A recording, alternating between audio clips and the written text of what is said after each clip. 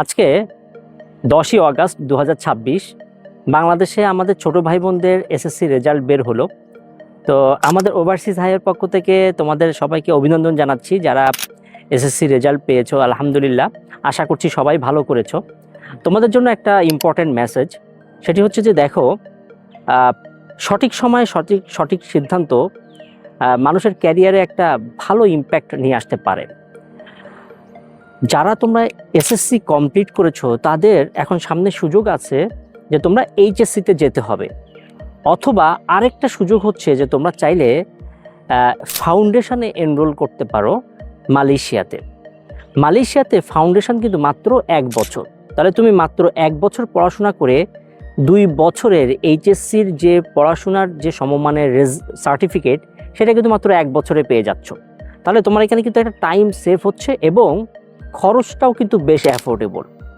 এবং তোমার এই ফাউন্ডেশন কমপ্লিট করার পরে তুমি মালয়েশিয়াতে খুব সহজে ওয়ার্ল্ড র্যাঙ্কড ইউনিভার্সিটিগুলোতে কিন্তু ব্যাচেলর বা আমরা যেটাকে অনার্স বলি বা ব্যাচেলর কিন্তু ভর্তি হয়ে যেতে পারছো। অথবা তুমি চাইলে, যেহেতু তুমি মালয়েশিয়াতে 1 বছর অ্যাজ এ ইন্টারন্যাশনাল স্টুডেন্ট হিসাবে পড়াশোনা করেছো, তুমি চাইলে এখন এখান থেকে কিন্তু অন্য দেশেও তোমার জন্য যাওয়াটা কিন্তু বাংলাদেশ থেকে মুভ করার থেকে মালয়েশিয়া থেকে মুভ করাটা ব্যাচেলার তোমাদের জন্য কিন্তু ভবিষ্যতে ইনশাল্লাহ অনেক বেশি ইজি হবে এবং রেশিওটা, ভিসা পাওয়ার রেশিওটা অনেক বেশি এখানে পজিটিভ।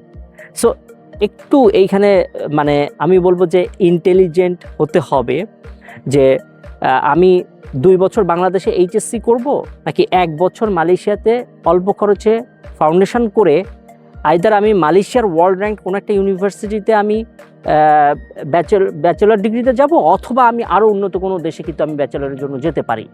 এই অপরচুনিটিগুলো কিন্তু ফাউন্ডেশন করার মাধ্যমে কিন্তু তুমি কিন্তু নিতে পারো।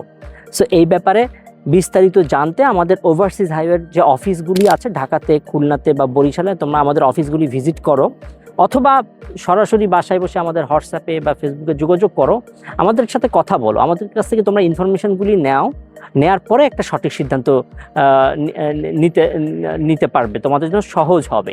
তো সবাইকে আবারও ধন্যবাদ, বেস্ট উইশ থাকলো তোমাদের লাইফ একটা মানে ভালো কিছু নেক্সট লেভেলে চলে আসুক, এরকম একটা প্রত্যাশা এবং উইশ থাকলো। সবাই ভালো থাকো, ইনশাল্লাহ কথা হবে, দেখা হবে। আসসালামু আলাইকুম।